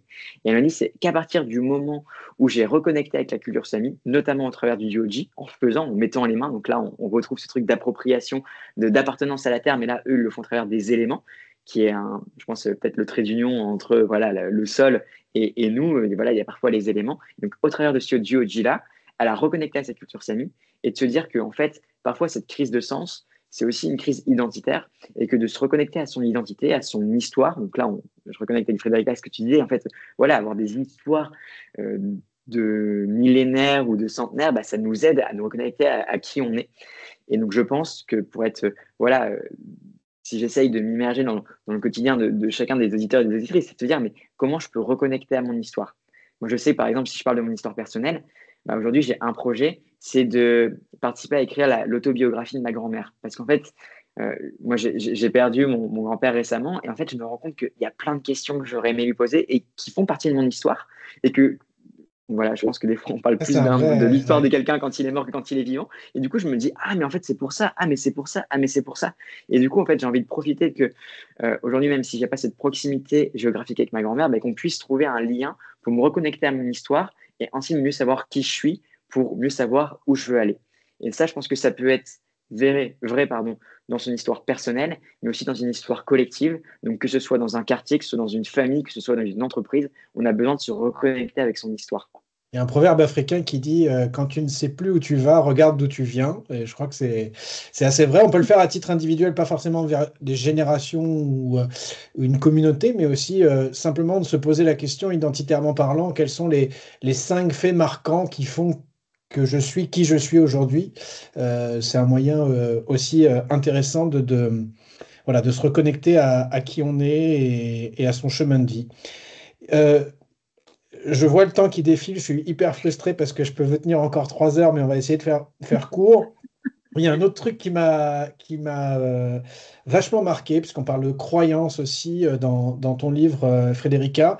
C'est on a une tendance un petit peu prétentieuse, un regard un peu prétentieux sur ces peuples racines autochtones, parce que nous, on a la science, on sait.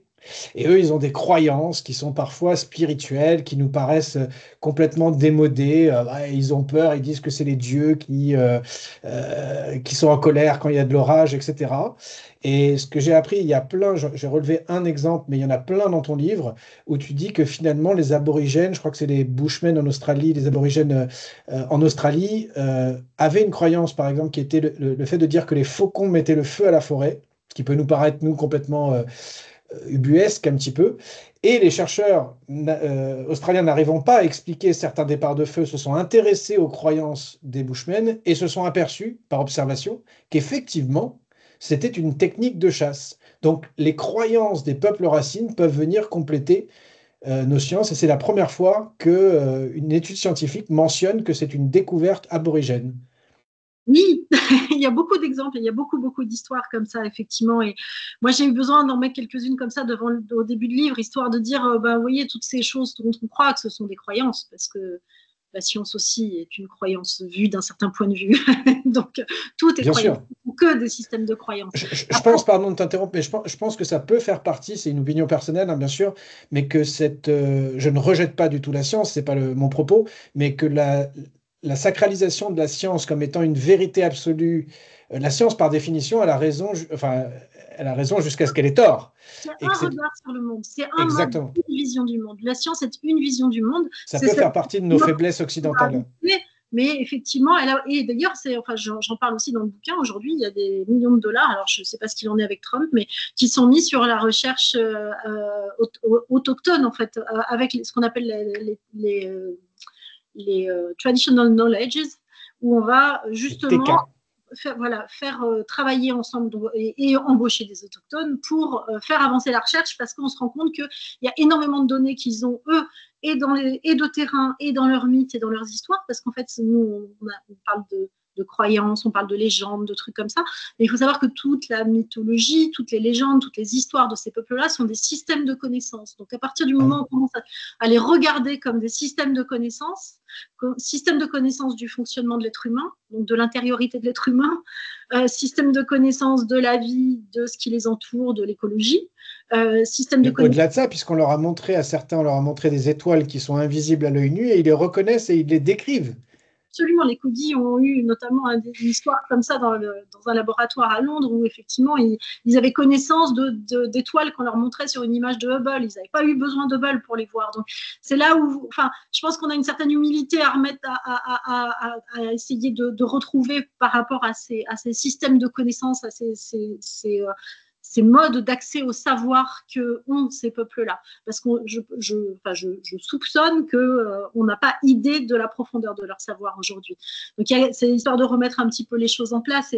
Et c'est vrai que ça donne des regards complètement différents sur le monde qui, pour moi, tu vois, la petite histoire que tu as racontée tout à l'heure, Hugo, sur le couteau, mais je l'ai entendu au moins 10 fois de gens qui sont en lien avec des peuples autochtones qui vont là-bas et qui disent oh, mon Dieu, l'enfant de 2 ans qui joue avec une machette.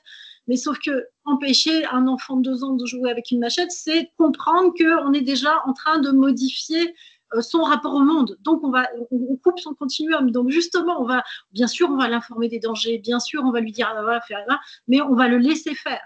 Parce que c'est comme ça qu'il va construire son rapport au monde. Et ça, pour moi, c'est une connaissance essentielle qu'ils ont du fonctionnement de l'être humain que nous, on n'a pas. Et que même notre psychologie aujourd'hui n'a pas, parce qu'on est dans des systèmes qui ont besoin de tout cadrer, de tout contrôler. Donc voilà, ça va très loin, cette connaissance et cette vision du monde de ces peuples-là. Et ça peut nous donner tout un tas de petites façons d'être différentes. Et effectivement, on ne va jamais forcer l'enfant, on ne va jamais forcer, parce que si on le force, eh bien, on va en faire un pion d'un système. Et pour ces peuples-là, ce qui est important, de faire en sorte que chacun soit souverain de son propre royaume, quelque part. Voilà. Je vais renvoyer vers un dernier point parce que sinon je vais vraiment être frustré. Donc j'en profite quand je vous tiens. C'est un peu un point double. Donc peut-être que je vous ferai réagir, pas tous les deux sur les deux, sinon ça prendrait trop de temps. Mais quelque chose qui m'interpelle aussi par rapport à nos sociétés occidentales et que j'ai retrouvé bien sûr dans vos 2 ouvrages. La première, c'est les rites de passage. Donc, c'est quelque chose de symbolique qui est un lien entre l'individu et la communauté, soit pour l'intégrer, pour l'accepter, pour dire maintenant tu fais partie de nous, euh, mais aussi qui peuvent être des rites de passage dans le sens du continuum de la vie aussi, qui nous aident à marquer symboliquement. Dans les tribus africaines, ça se fait, je sais, d'envoyer une épreuve qui est donnée à un enfant, etc., et que le chef de tribu ensuite vient reconnaître que l'enfant est maintenant un adulte, et tout le village est là pour reconnaître ça. Voilà, ce type de rituel qui nous permettent d'ancrer ce sentiment d'appartenance, d'évoluer aussi dans la vie. Et je me fais le constat finalement que dans nos sociétés occidentales, peu à peu, on a gommé ça. Sans être réactionnaire ou nostalgique, le passage du bac aujourd'hui ne signifie plus. J'entendais mes parents me parler du BEPC, on faisait une fête. Voilà, c'est devenu banal aujourd'hui. Peut-être que le service militaire était un rite de passage aussi bon, mauvais, j'en sais rien. Mais en tout cas, c'était des marqueurs de la vie qui nous aidaient. Ma grand-mère, qui était ukrainienne, me disait, tu as fait communion, tu peux boire un verre d'alcool. Parce que dans sa culture à elle, c'était un passage qui doit. On n'a plus ça. Donc ça, c'était le premier point. Puis après, je vous laisserai réagir. Et le deuxième qui va avec, c'est pour entretenir sa tribu, pour continuer. C'est pas dans le sens notamment de routine, mais en tout cas de points de regroupement. Toi, tu parlais des feux de camp, allumer des feux de camp, Hugo. Mais pour moi, si je parle de rituel dans la tribu famille, ça peut être le poulet du dimanche midi où on se retrouve tous autour du poulet frites de maman. Et puis, voilà, c'est les rituels qui nous permettent d'entretenir ce sentiment d'appartenance. Je vous laisse avec ça. Le premier qui veut réagir, réagit. Euh, voilà, sur ces rites de passage et les rituels. Qu'est-ce que vous avez envie d'ajouter là-dessus? Ben, alors moi, je peux faire effectivement une approche par rapport à ces peuples racines et on regarde nous, effectivement, on n'a plus ces espaces-là, on n'a plus ces espaces qui sont... Il y a plusieurs fonctions. Je disais tout à l'heure, passer de la mère à la terre-mère, donc c'est quitter papa-maman et devenir enfant de la terre et du ciel. C'est vraiment la vision des peuples racines. Donc, c'est prendre la responsabilité de sa vie, voilà. Officiellement. Et donc, il y a en soi un passage entre soi et soi. Pour moi, le rituel de passage, il a quelque chose comme ça. C'est-à-dire, je vais être confrontée à quelque chose, mais là, ça va être moi tout seul face à cette expérience-là. Donc là, c'est vraiment une confrontation à soi d'abord. Et parce qu'on aura réussi à passer cette confrontation à soi, qui est un marqueur du fait qu'on passe à l'âge adulte, eh bien, on va être accueilli par la communauté en tant que tel, en fait. Donc, c'est vraiment une mise à l'épreuve de, OK, regarde-toi dans le miroir et vois qui tu es vraiment et vois le courage que tu as, etc. Alors, pour faire ça, il y a toute une préparation, hein, c'est pas, il y a tout un préparatif qui est un préparatif de connaissance de soi, qui est un accompagnement à la connaissance de soi, qui permet un jour de passer ça et de là, OK, maintenant, tu peux être vraiment un adulte. Donc après, selon les sociétés, on va d'abord être en observation, ensuite on va pouvoir participer à la vie collective. Enfin, il y a plein de choses comme ça. Et puis, les rituels de passage, il y en a à tous les âges. Et puis, il y a aussi le genre, c'est-à-dire une femme qui va avoir des enfants, qui va porter des enfants, elle va avoir des rituels spécifiques de ça, parce que pour l'instant, c'est toujours les femmes qui portent des enfants. Donc il y a ce passage-là. Et ce sont des éléments qui sont... Mais même chose, quoi. Il y a toute une préparation à ça pour pouvoir se connaître avant de rentrer dans la vie active. La raison que je t'appelle aussi, enfin, je fais le lien avec ce que tu dis pour recréer un lien avec nos vies occidentales réelles.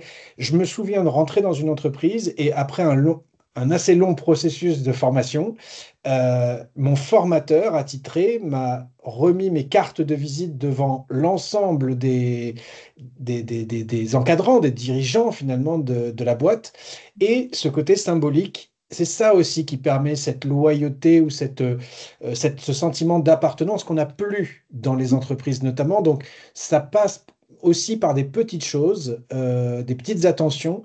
Ça se cultive, quoi. Oui, ça peut se traduire dans le monde de l'entreprise, ça se traduirait simplement par j'apprends à qui je suis par rapport à mon métier, en fait. Hein, voilà, je me mets à l'épreuve d'un nouveau job, je vais voir jusqu'où j'arrive à, et puis effectivement, au moment où j'y arrive, il y a une forme de reconnaissance et d'accueil par le collectif de ça. Bon, après, voilà, ce sont des vies d'entreprise et c'est des choix culturels d'entreprise, hein, effectivement. Mais il y a plein de possibilités d'ouvrir des petits passages comme ça. Et puis après, il y a l'autre aspect dont tu parlais, qui parfois, alors, ce serait rituel dans le sens un peu routine ou habitude, mais qui vont créer de la cohésion, qui vont continuer de nourrir la cohésion. Et parfois les deux vont ensemble. Hein, le rituel et le travail de la cohésion peut aller aussi ensemble. Et voilà, tu évoquais le feu. Le feu chez tous les peuples racines, il y a les moments où on se retrouve autour du feu et où le collectif va se reconstruire, où l'individu va retrouver sa place dans le collectif et où tout ce qui a besoin d'émerger va émerger aussi pour être transformé. La transmission aussi. Hein. Et la transmission se fait à cet endroit-là, effectivement. Il y a les histoires qui sont racontées, il y a les anciens qui vont raconter l'histoire, qui vont la transmettre aux jeunes, etc. Donc tout ça, et ce moment autour du feu, c'est quand même l'espace qui a toujours de tout temps réuni les humains, le feu. Donc, c'est effectivement un moment qu'on trouve un peu partout. Hein, et je te passe la balle, Hugo, là-dessus, puisque une de tes immersions, c'était chez les scouts aussi, donc le feu de camp, il est bien là aussi, mais tu n'es pas obligé de rebondir là-dessus, mais voilà, qu'est-ce que Ouais, ça si. t'évoque? En effet, le feu de camp, il est pour moi essentiel. D'ailleurs, pour la petite histoire, c'est ce que aujourd'hui, là, quand j'interviens en entreprise, je crée des feux de camp. Donc, on se met vraiment autour du feu parce que, en effet, on a ça en nous. Tous les peuples premiers se rassemblent autour du feu. Dans notre histoire, on a toujours eu ça, et je pense qu'on a toutes et tous, à un moment dans notre vie, une histoire avec le feu où on se met proche du feu, on pense rester 5, 10 minutes, et puis finalement, 30 minutes, 40 minutes, 1 heure plus tard, on y est encore, et on crée des liens. Et ce qui est magique, moi, j'ai pas l'étude scientifique qui le montre, mais j'ai une intuition, c'est que, en fait, ce feu, il crée de la convivialité. Il crée un espace où on va pouvoir vraiment parler de cœur à cœur. Et d'ailleurs, sur ça, il y a une étude, par contre, là, qui est scientifique et qui le prouve, c'est que, en fait, aujourd'hui, avoir une boisson chaude entre les mains, ça permet de créer de la convivialité. On a fait un test, on a mis un premier binôme avec une boisson froide entre les mains, un deuxième binôme avec une boisson chaude entre les mains. Et ben là où il y avait des relations plus authentiques, on parlait plus de cœur à cœur, et ben c'était lors de la deuxième discussion. Et du coup, bon, c'est un petit tips, peut-être que si à un moment vous avez une discussion un peu compliquée à avoir, etc., au lieu de donner un verre avec des glaçons, donnez une boisson chaude. Et je pense que aussi d'avoir ces rituels de boisson chaude dans toutes les différentes cultures, que ce soit le thé, le café, le maté, eh bien c'est peut-être pas pour rien. Et je pense que ça nous a aussi aidé à structurer nos liens. Ça, c'était sur le coin du feu. Et ensuite, sur le coin du rite de passage, moi, je vais en revenir, et je le répète beaucoup depuis le début de cet entretien, mais pour moi, c'est important. C'est que là encore, on est sur une notion d'identité. C'est qu'en fait, souvent, on passe d'une identité à une autre. Et le gros avantage des rites de passage, c'est que ce passage d'identité, il ne se fait pas de manière seule. Il se fait de manière collective. D'abord, on a une préparation qui est seule. Donc là, on rejoint un peu ce message que m'avait donné le père Abbé, qui en fait, c'est une quête personnelle, mais qui peut ne se réaliser seule. C'est que voilà, on doit le faire seul. Il y a un moment où il faut partir tout seul dans le bûche. OK, il faut faire cette épreuve-là. Et ensuite, eh bien, on est reconnu, ce passage d'identité est reconnu à l'échelle du collectif. Et un exemple chez les scouts, et que je trouve assez magique, c'est qu'il y a la promesse. La promesse, c'est quoi? C'est qu'on montre qu'on s'engage pour sa communauté scout. Et ça, on le fait chaque année. Donc, tous les ans, on a l'occasion de redire pourquoi on s'engage. Pourquoi on s'engage pour soi, mais aussi pourquoi on s'engage pour l'autre. Et donc, ça crée deux choses. Ça permet de remettre de l'intention de pourquoi je suis dans la communauté, pourquoi je suis dans le collectif. Et ça permet aussi de dire aux autres, voilà, en fait, moi, je m'engage pour ça. Donc, ça permet aux autres de le savoir. Et ça permet de montrer encore une fois cette interdépendance qu'on a toutes et tous dans un collectif. Et ce qui est magique dans la promesse, c'est que c'est fait tous les ans. Et donc, en fait, souvent, quand je parle avec des dirigeants d'entreprise, eh bien, en fait, ils disent, ah, mais c'est vrai que quand on entre dans une entreprise, OK, bah, on dit pourquoi on s'engage, on le dit une fois, et puis, franchement, après, il y a peu d'espaces qui sont créés pour redire pourquoi on s'engage. Et moi, ce que je parlais de ça, il y a eu un moment un peu intime, il y a un mois, quand j'ai sorti ce livre à la soirée de lancement. Pour la première fois, mes parents m'ont vu en conférence. Et lorsque je leur ai parlé de cette notion d'engagement, ils sont venus me voir à la fin et ils m'ont dit, bah, tu sais, cette notion d'engagement, la promesse chez les scouts, bah, en fait, nous, cette notion d'engagement, on la renouvelle aussi tous les ans dans notre mariage. En fait, tous les ans, notre anniversaire de mariage, et c'est une capacité pour nous, en tout cas un espace qui nous permet de dire pourquoi on s'engage l'un vers l'autre. Donc en fait, ces rituels, oui, on les perd beaucoup, mais on en a encore un peu. Et je pense qu'il faut aller vraiment s'appuyer sur ce qu'on a déjà pour en créer des nouveaux et de se dire que en fait, cet art de faire ensemble, il est vraiment en nous. On a évolué en tant que tribu et du coup, il est en nous. On a cette capacité à le faire. Et du coup, vous allez voir, si vous êtes dans un collectif, des rituels qui vont se faire. Et je suis sûr que là, rien que le fait que je vous dise ça, vous avez déjà en tête 1 ou 2 rituels avec votre équipe, avec votre groupe de potes ou avec votre famille qui permet de créer ces liens et pourquoi pas aussi même ces rites de passage. Ouais, et puis la notion de rituel, elle peut se cultiver à titre individuel aussi pour se reconnecter à une intention. Quand on perd de sens, c'est à nous de créer notre propre sens finalement. Donc, on parlait du temps pour soi, certains le font, ils vont se retirer, peut-être pas autant que toi, Hugo, mais 1 ou 2 jours Non, mais à par exemple, marcher pour ouais, c'est ça. écrire et puis pour chaque fois, on n'est pas forcé de le faire tous les ans à la même date, mais ça peut être un rituel de partir à une date spécifique ou alors chaque fois qu'on en ressent le besoin. Moi, Pour la petite confidence, Ouais, je vas-y. me permets, Baptiste, pour la petite confidence, Vas-y, je t'en prie. cette exploration et ce livre, il est issu de ce temps de retrait. Moi, tous les 6 mois, je pars marcher 3 jours tout seul, sans Internet, parce que j'ai besoin de me retirer du monde pour comprendre qui je suis, ce qui m'anime, etc. Et c'est là où je me suis dit, ah, mais en fait, ce sujet du nous, en fait, je ne sais pas faire collectif, je ne sais pas faire ensemble. Et le monde a peut-être en ce moment un peu du mal à faire ensemble. Et donc, ça vaudrait le coup d'aller faire cette exploration. Et cette idée-là, je l'ai eu que en marchant. Et je pense que si j'avais été dans mon train-train quotidien, dans mon école d'ingé, jamais j'aurais eu cette capacité à lever la tête du guidon. Et je pense que ça aussi, beaucoup de peuples premiers ont ces temps un peu de recul pour lever la tête. Moi, ce que je retiens, et puis c'est un de des principes que tu donnes dans le livre, Frédérica, hein, la terre donne le tempo. Je pense qu'on a aussi dans nos symptômes occidentales cette relation au temps qui nous échappe tout le temps alors qu'on a tous les outils pour. On parlait des rites de passage ou d'inclusion. On voit les débats sur l'onboarding dans les entreprises actuellement. À l'Airain, je crois que c'est 3 ans minimum pour rentrer dans 5 ans. 5 ans. Chez les scouts, ils partent 2 jours ou 3 jours pour réfléchir à leur engagement personnel.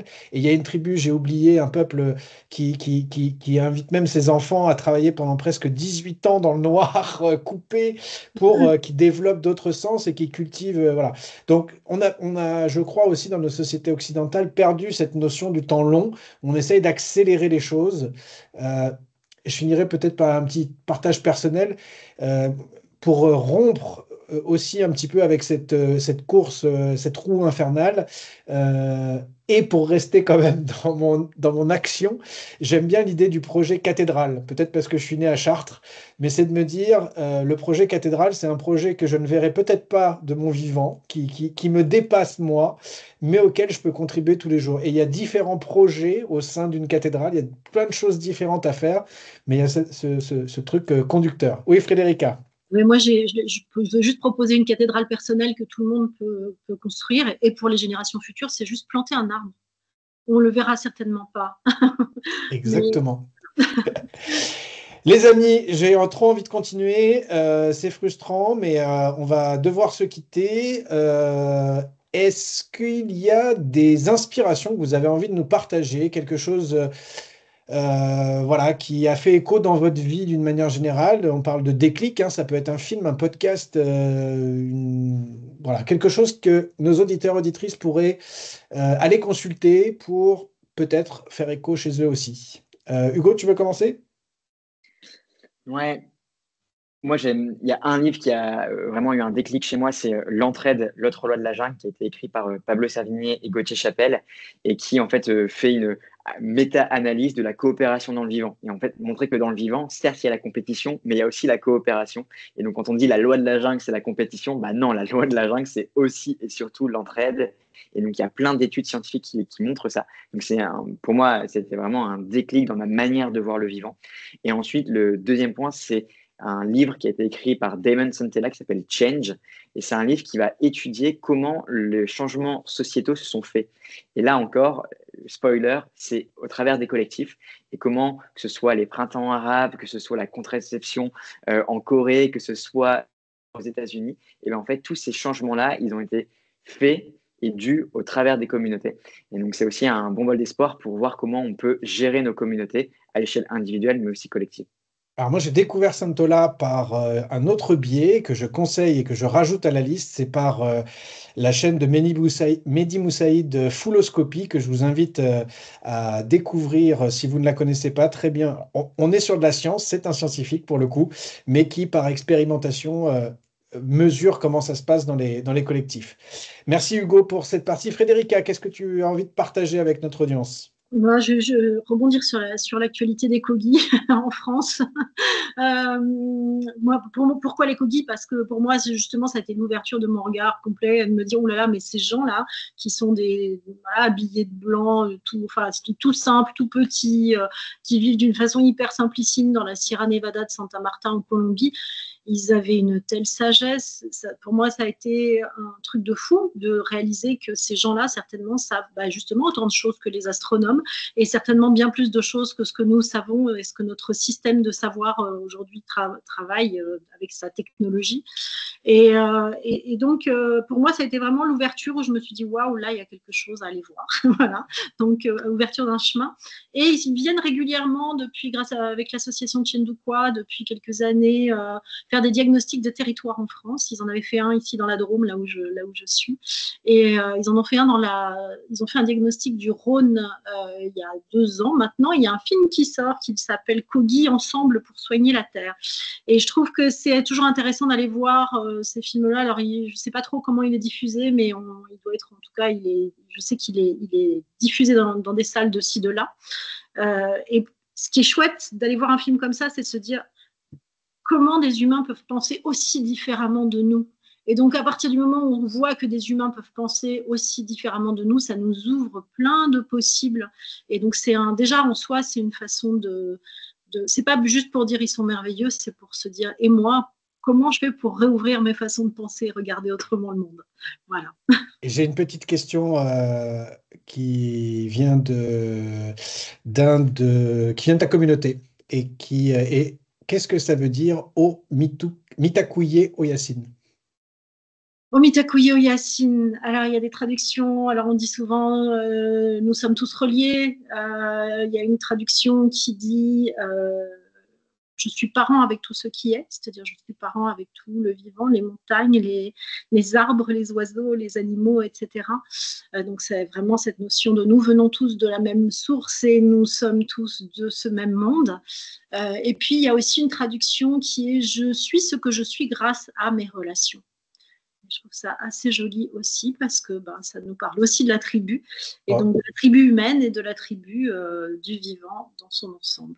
C'était un clin d'œil parce que c'était Benjamin, un de mes amis, qui a participé au Cercle des Passeurs. Donc, c'était pour faire un clin d'œil aussi et que tu puisses faire ta promo, puisque c'est une activité que tu as aussi au-delà d'écrire des livres. En 2 phrases, très rapidement, qu'est-ce que c'est que ce Cercle des Passeurs et comment on peut y participer si on a envie? C'est un espace pour vivre des passages, justement, des passages de vie. C'est un espace que j'ouvre assez régulièrement en m'inspirant donc des sagesses des peuples racines, des pratiques issues de ces peuples racines, avec des passeurs de ces peuples racines. Parfois, c'est moi toute seule, parfois, il y a d'autres intervenants, pour vraiment ouvrir un espace où on va vivre des choses en résonance et en lien avec ce Mitakuye Oyasin, avec ce plus qu'humain. En général, on en sort avec du nouveau. Je vois que Hugo est déjà en train de s'inscrire sur Internet. Je le vois.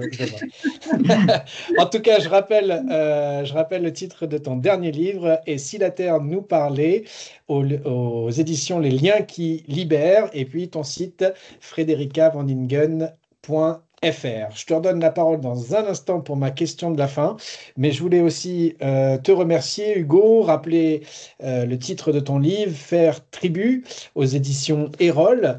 Et puis, tu l'as dit, tu interviens aussi, tu as une newsletter, mais tu interviens aussi dans les entreprises. Comment on peut te suivre et comment on peut te contacter ou participer à... Vous pouvez me suivre sur ma newsletter qui s'appelle Faire Tribu, c'est simple, j'ai pris le même nom que le livre, et où chaque mois je partage des immersions que je réalise, et au travers de ces immersions-là, on aille dans un peuple autochtone, dans une école dans la forêt ou un monastère, on retirait des grands principes et voir comment ces principes-là, on peut les mettre en place dans nos quotidiens. Donc ça, c'est la newsletter chaque mois.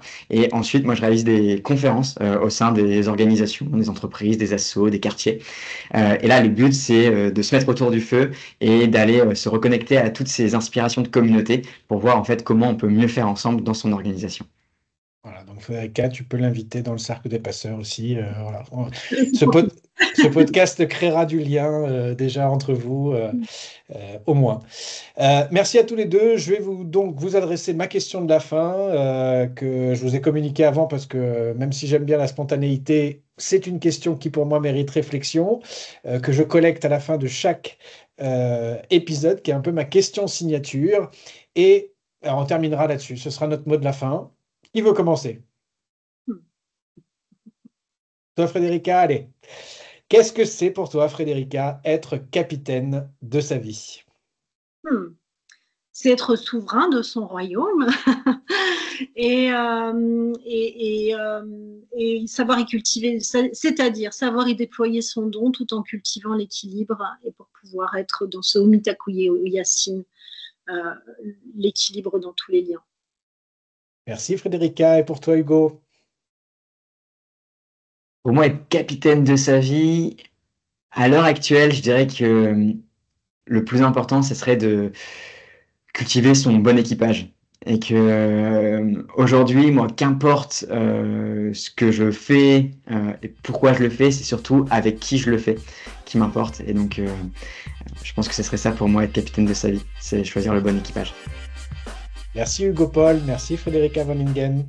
Merci Baptiste. Merci Baptiste.